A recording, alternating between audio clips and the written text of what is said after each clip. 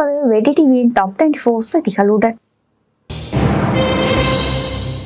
US AIDS என்ற சர்வதேச அபிவிருத்திக்கான அமெரிக்க முகவரத்தில் கீழ் இலங்கை செயற்படுத்தப்படும் திட்டங்கள் மற்றும் உதவிகள் தொடர்பில் விசாரணைகளை மேற்கொள்ளுமாறு ஸ்ரீலங்கா பொதுஜன பெரமுனவின் நாடாளுமன்ற உறுப்பினர் நாமல் ராஜபக்ச அரசாங்கத்தை வலியுறுத்தியுள்ளார்.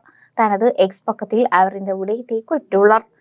யுஎஸ் எய்ட்ஸ் அமைப்பின் நிதியிலிருந்து பயனடைந்த அரசு சார்பற்ற நிறுவனங்களின் கணக்குகள் உள்ளிட்ட விடயங்கள் அடங்கிய விரிவான அறிக்கையை நாடாளுமன்றத்தில் சமர்ப்பிக்க வேண்டும் என அவர் தெரிவித்துள்ளார்.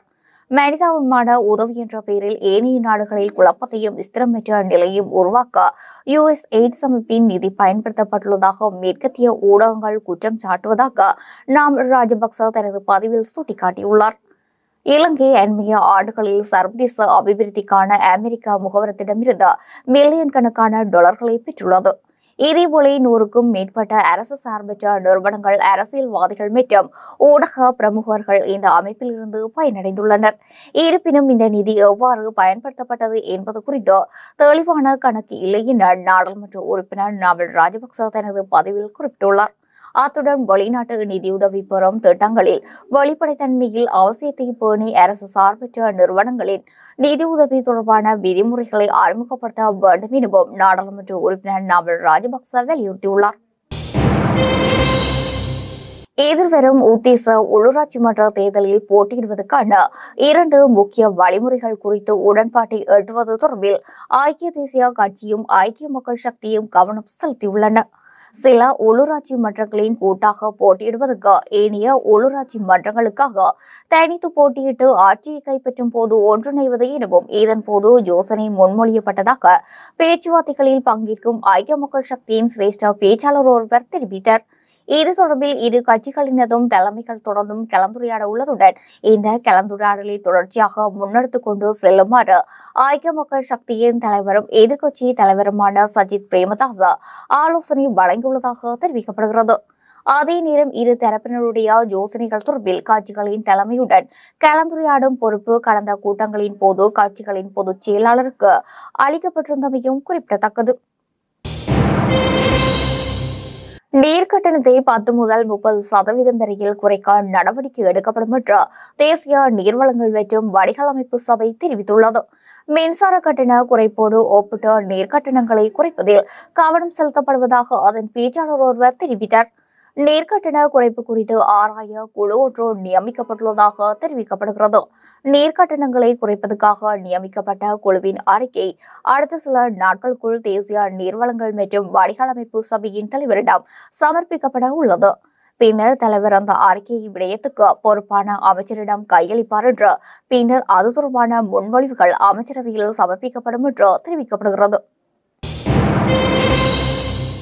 இலங்கை மகாவலி அதிகார சபைக்கு சொந்தமான காணிகளை அரசியல்வாதிகளுக்கும் அவர்களது நண்பர்களுக்கும் பகிர்ந்தளிக்கும் செயற்திட்டங்களை இல்லாமலாக்கி விவசாயிகளின் நலனுக்காக சில வேலை திட்டங்கள் நடைமுறைப்படுத்தப்பட்டுள்ளதாக காணி மற்றும் நீர்ப்பாசன பிரதி அமைச்சர் கலாநிதி சுசில் ரணசிங்க தெரிவித்துள்ளார். இலங்கையின் விவசாயத்தை துரிதமாக முன்னேற்றக்கூடிய ஒரு நிறுவனமாக என இலங்கை மகாவலி அதிகார சபையை குறிப்பிடலாம் எனவும் நாட்டின் மொத்த நிலப்பரப்பில் 40% மகாவலிக்கு சொந்தமானது எனவும் அதில் ஆயிரக்கணக்கான ஹெக்டேர் நிலப்பரப்பில் மீண்டும் விவசாயத்தை முன்னெடுக்க நடவடிக்கை எடுக்கப்பட்டுள்ளதாகவும் அவர் தெரிவித்தார். மகாவலி மறுமலர்ச்சி வாரத்தை முன்னிட்டு குண்டசாலை, திகன, விக்டோரியா மற்றும் கோத்மலை ஈவலயங்களிலிருந்து வதிவிட வர்த்தக முகாமையாளர் அலுவலகம் நேற்றைய தினம் ஏற்பாடு செய்திருந்த நிகழ்ச்சியில் அங்குரார்ப்பண நிகழ்வில் கலந்து கொண்ட பிரதி அமைச்சர் மேற்கண்டவாறு தெரிவித்தார். ஜனாதிபதி அனுரகுமார திசாநாயக்க மீதான மக்கள் நம்பிக்கை வெகுவாக சிதைவடைந்துள்ளது. மக்கள் எதிர்கொள்ளும் அடிப்படை பிரச்சினைகள் தொடர்பில் கவனம் செலுத்தப்படவில்லை. மாறாக மக்களை திசை திருப்பிவிடும் செயற்பாடுகளே முன்னெடுக்கப்படுகின்றது. மக்கள் அரசியலில் ஏமாற்றம் அடைந்துள்ளார்கள் என்றே குறிப்பிட வேண்டும் என ஐக்கிய குடியரசு முன்னணியின் தலைவரும் முன்னாள் பாராளுமன்ற உறுப்பினருமான பாட்டாளி சம்பிக்க ரணவக்க தெரிவித்துள்ளார். கண்டி தலதா மாளிகையில் நேற்றைய தினம் மத வழிபாட்டில் ஈடுபட்டதன் பின்னர் ஊடகங்களுக்கு கருத்து தெரிவிக்கையில் மேற்கண்டவாறு குறிப்பிட்டார். யாழ்ப்பாணம் சிறைச்சாலையில் தேசிய சுதந்திர தினத்தை முன்னிட்டு நேற்றைய தினம் இரத்த தான நிகழ்வு இடம்பெற்றது. யாழ்ப்பாணம் சிறைச்சாலையில் ஒன்றுகூடல் மண்டபத்தில் காலை 9 மணி முதல் மாலை 3 மணி வரையில் இந்த இரத்த தானம் இடம்பெற்றது. இரத்த தான முகாம் நிகழ்வில் சிறைச்சாலை உத்தியோகத்தர்கள், விசேட அதிரடி படையினரின் பலரும் குருதி கொடையாளர்களும் கலந்து கொண்டிருந்தமையும் குறிப்பிடத்தக்கது. யாழ்ப்பாணத்தில் வேலை கிடைக்கவில்லை என்ற விரக்தியில் நேற்றைய தினம் இளைஞர் ஒருவர் தவறான முடிவெடுத்து தூக்கிட்டு உயிரை மாய்த்துள்ளார். யாழ் கைலாச பிள்ளையார் கோயிலடியை சேர்ந்த தங்கவேல் விபூஷன் 28 வயதுடைய இளைஞரை இவ்வாறு இழந்துள்ளார். இச்சம்பவம் குறித்து மேலும் தெரிய வருகையில், குறித்த இளைஞன் பல்கலைக்கழகத்தில் பட்டப்படிப்பை நிறைவு செய்தவர். இருப்பினும் 2 வருடங்களாக வேலை கிடைக்காத காரணத்தினால் நேற்றைய தினம் தனது வீட்டில் தூக்கிட்டு உயிரை மாய்த்துள்ளார். அவரது சடலம் மீதான மரண விசாரணைகளை திடீர் மரண விசாரணை அதிகாரி நமச்சிவாயம் பிரேம்குமார் மேற்கொண்டார். உடற்கூற்று பரிசோதனைகளின் பின்னர் சடலம் உறவினர்களிடம் ஒப்படைக்கப்பட்டது. ஸ்வீடனின் மத்திய பகுதியில் உள்ள கல்வி நிலையம் ஒன்றில் நடத்தப்பட்ட துப்பாக்கிச் சூட்டில் 10 பேர் கொல்லப்பட்டுள்ளதாக அந்நாட்டு காவல்துறையினர் தெரிவித்துள்ளனர். இவ்வாறு உயிரிழந்தவர்களில் துப்பாக்கிச் சூட்டை நடத்திய நபரும் அடங்குவதாக தெரிவிக்கப்படுகிறது. ஸ்வீடனின் வரலாற்றில் மிகவும் மோசமான துப்பாக்கிச் சூடு இதுவென அந்நாட்டு பிரதமர் குறிப்பிட்டுள்ளார். அதே நேரம் துப்பாக்கிச் சூடு நடத்தப்பட்டமைக்கான காரணம் இதுவரையில் கண்டறியப்படவில்லை என தெரிவிக்கப்படுகிறது. முன்னதாக இந்த துப்பாக்கிச் சூட்டில் காயமடைந்த 5 பேர் வைத்தியசாலையில் அனுமதிக்கப்பட்டுள்ளதாக காவல்துறையினர் அறிவித்திருந்தனர். இந்நிலையிலேயே துப்பாக்கிச் சூட்டுக்கு இலக்கான 10 பேர் உயிரிழந்துள்ளதாக அறிவிக்கப்பட்டுள்ளது. அரசினால் தனக்கு வழங்கப்பட்ட காரை தனது சொந்த பயணத்துக்கு பயன்படுத்திய விவகாரத்தில் ஆஸ்திரேலியா நியூ சவுத் வேல்ஸ் மாகாணத்தின் அமைச்சர் ஒருவர் தனது பதவியை ராஜினாமா செய்துள்ளார். ஆஸ்திரேலியாவின் நியூ சவுத் வேல்ஸ் மாநிலத்தில் போக்குவரத்து துறை அமைச்சராக பதவி வகித்தவர் கடந்த ஜனவரி 25 அன்று அவர் தனக்கு அரசினால் வழங்கப்பட்ட காரையும் அதன் அரசு ஓட்டுநரையும் பயன்படுத்தி தனது நண்பர்களுடன் சிலருடன் சிட்னியிலிருந்து அங்குள்ள ஹேண்டர்வெல்லி எனும் இடத்துக்கு தனிப்பட்ட விருந்துக்கு சென்று திரும்பியுள்ளார். இதன் மூலம் 13 மணி நேரத்தில் சுமார் 446 கிலோமீட்டர் தூரத்துக்கு அவரது காரின் அரசு சாரதி அந்த வாகனத்தை ஓட்டியுள்ளதாக கூறப்படுகிறது. இந்திய தலைநகர் டெல்லியில் இன்று சட்டப்பேரவை தேர்தல் நடைபெறுகிறது. வாக்குப்பதிவுகள் இன்று காலை 7 மணிக்கு தொடங்குகின்றது. டெல்லியின் சட்டப்பேரவையின் பதவிக்காலம் பிப்ரவரி 23ஆம் தேதியுடன் முடிவடைகிறது. இங்கு மொத்தம் 70 சட்டப்பேரவை தொகுதிகள் உள்ளன. புதிய அரசை தேர்ந்தெடுப்பதற்காக டெல்லியில் இன்று சட்டப்பேரவை தேர்தல் நடைபெறுகின்றது. வாக்குப்பதிவுகள் காலை 7 மணிக்கு தொடங்கி டெல்லியில் மொத்தம் 1,56 கோடி வாக்காளர்கள் உள்ளனர். இவர்களில் 83.76 லட்சம் பேர் ஆண்களும் 72.36 லட்சம் பெண்களும் 1267 பேர் 3ஆம் பாலினத்தவர்களும். இவர்கள் வாக்களிப்பதற்காக டெல்லி முழுவதும் 13,766 வாக்குச்சீட்டுகள் மையங்கள் அமைக்கப்பட்டுள்ளன. தேர்தலை சுமூகமாக நடத்த 220 கம்பெனி துணை ராணுவ படை வீரர்களும் 19,000 ஊர்காவல் படையினரும் டெல்லி போலீசார் 35,626 பேரும் தேர்தல் பாதுகாப்பு பணியில் ஈடுபடுத்தப்பட்டுள்ளனர். ஊழியர் சேமலாப நிதியத்தின் கீழ் அங்கத்தவர்களை பதிவு செய்யும் புதிய நடைமுறை தொழில் திணைக்களத்தினால் ஆரம்பிக்கப்பட்டுள்ளதாக தொழில் ஆணையாளர் நாயகம் HKKA ஜெயசுந்தர தெரிவித்துள்ளார். இதற்காக 0112201201 என்ற தொலைபேசி இலக்கத்துடன் தொடர்பு கொண்டு ஒரு திகதியையும் நேரத்தையும் ஒதுக்கிக் கொள்ளுமாறு பொதுமக்களிடம் அவர் கோரிக்கை விடுத்துள்ளார்.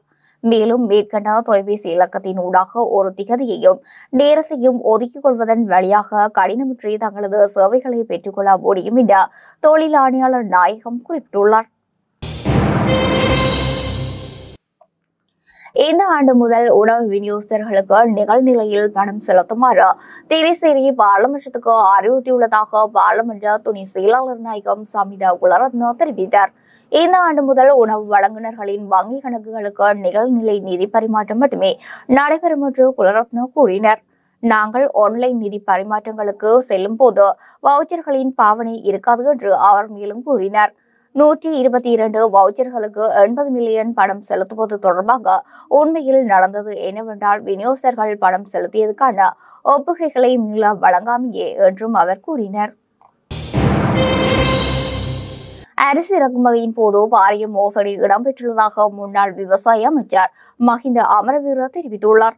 அத்தோடு அரசாங்கத்துக்கு அரிசி ஆலை உரிமையாளர்களுக்கும் இடையில் இருந்து வரும் ஒப்பந்தம் காரணமாகவே அரசாங்கம் நெல்லுக்கான உத்தரவாத விலையை இதுவரை தெரிவிக்காமல் இருக்கின்றது எனவும் அவர் குறிப்பிட்டுள்ளார். நாட்டில் ஏற்பட்டுள்ள அரிசி தட்டுப்பாட்டுக்கான பொறுப்பை நாங்கள் ஒருபோதும் ஏற்றுக்கொள்ளப் போவதில்லை. வெளிநாடுகளில் இருந்து அரிசி இறக்குமதி செய்யாவிட்டாலும் இறக்குமதி செய்வதாக தெரிவிக்க வேண்டும். இல்லாவிட்டால் அரிசி ஆலை உரிமையாளர்கள் சந்தைக்கு அரிசி விநியோகிப்பதை வரையறை செய்வார்கள். அரிசி விலை அதிகரிக்கும் என அவர்களுக்கு தெரியும். பாரிய அரிசி ஆலை உரிமையாளர்கள் அரிசி மற்றும் நெல்லை மறைத்து வைத்திருக்கின்றார்கள். வரலாற்றில் இந்த முறைதான் அரிசி ஆலை உரிமையாளர்கள் பாரிய அளவில் லாபம் ஈட்டி இருக்கின்றார்கள் என்பதை பொறுப்புடன் தெரிவிக்கின்றேன் என்றார். காசாவை அமெரிக்கா தனது கட்டுப்பாட்டின் கீழ் கொண்டுவர உள்ளதாக அதிர்ச்சி அறிவிப்பொன்றை அமெரிக்க ஜனாதிபதி டொனால்ட் ட்ரம்ப் வெளியிட்டுள்ளார். பாலஸ்தீனியர்கள் காசாவுக்கு வெளியே மீள்குடியேறுவார்கள் எனவும் அவர் தெரிவித்துள்ளார். ஆஸ்திரேலிய பிரதமருடனான சந்திப்பின் பின்னர் அவர் இதனை தெரிவித்துள்ளார். காசாவை அமெரிக்கா பொறுப்பேற்று அங்குள்ள வெடிபொருட்கள் போன்றவற்றை அகற்றுவதுடன் அதனை அபிவிருத்தி செய்யும் என தெரிவித்துள்ள ட்ரம்ப், காசா அபிவிருத்தி செய்யப்படும் காலப்பகுதியில் பாலஸ்தீனியர்கள் வேறு பகுதியில் மீள்குடியேற்றப்படுவார்கள் என தெரிவித்துள்ளார்.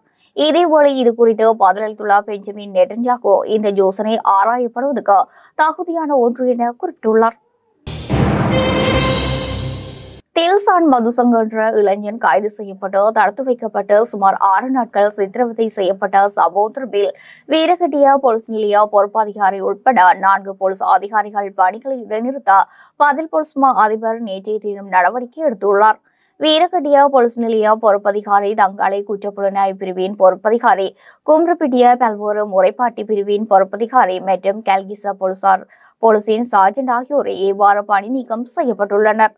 இந்த 4 போலீஸ் அதிகாரிகளையும் தலா 25,000 ரூபாய் ரொக்க பிணையிலும் தலா 5 மில்லியன் ரூபாய் மதிப்புள்ள 2 சரீர பிணையிலும் விடுவிக்குமாறு மாத்தளை மேல் நீதிமன்றம் ஜனவரி 27 உத்தரவிட்டிருந்தது.